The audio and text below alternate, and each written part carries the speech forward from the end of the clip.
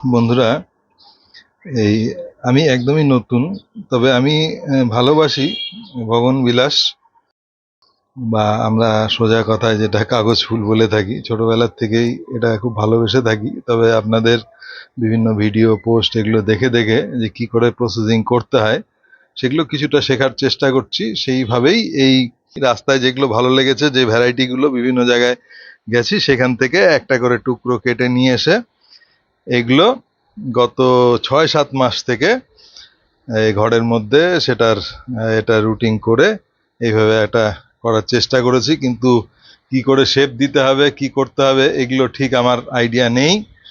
তো আপনাদের কাছে সাহায্য প্রার্থী, আপনারা বলে দিলে খুব ভালো হয়। এটা যেমন এইভাবে একটা করেছি, আমি জানি না এরপরে কি করব। আবার এইটা এই টাইপের একটা করার চেষ্টা করছি। এই যে এইভাবে এই ডালটাও এইভাবে করে বেঁকিয়ে দিয়ে একটা লাভ সিম্বলের মতন করব ভেবেছি। আর এইটা কি করব এখনো ভাবিনি, কারণ ডালগুলো এটা হচ্ছে প্রথম আমার গ্রাফটিং। তো ডালগুলো অনেকটাই বড় হয়ে গেছে, কেটে দিব কিনা আপনাদের পরামর্শ কাম্য।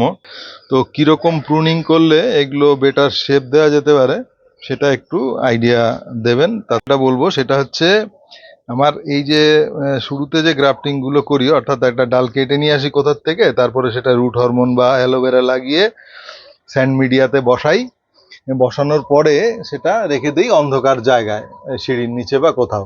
সেখানে সাদা এই পাতাগুলো সাদা পাতা বেরোয়। এবার সেটাকে যখন পুরো পাতা এরকম রুট বেরিয়েছে, এই যে দেখা যাচ্ছে, সেটা এখানে এনে আলোতে রাখি সেমি শেডে, তারপরে গিয়ে ডিরেক্ট সানলাইটে দেই। কিন্তু এটা করতে গিয়ে এর পরের স্টেপ যেটা, এটা কি করেছি, শুরুর দিকে যখনই এরকম পাতা বেরিয়ে গেছে বা রুট বেরিয়েছে, সেটা বার করে নিয়ে স্যান্ড মিডিয়ার থেকে নর্মাল যে টবের মাটি সেখানে দিয়েছি। দেওয়ার পরে অনেকগুলোই কিন্তু আমার মরে গেছে, পাতা একদম পুরো বেরোনোর পরেও মরে গেছে।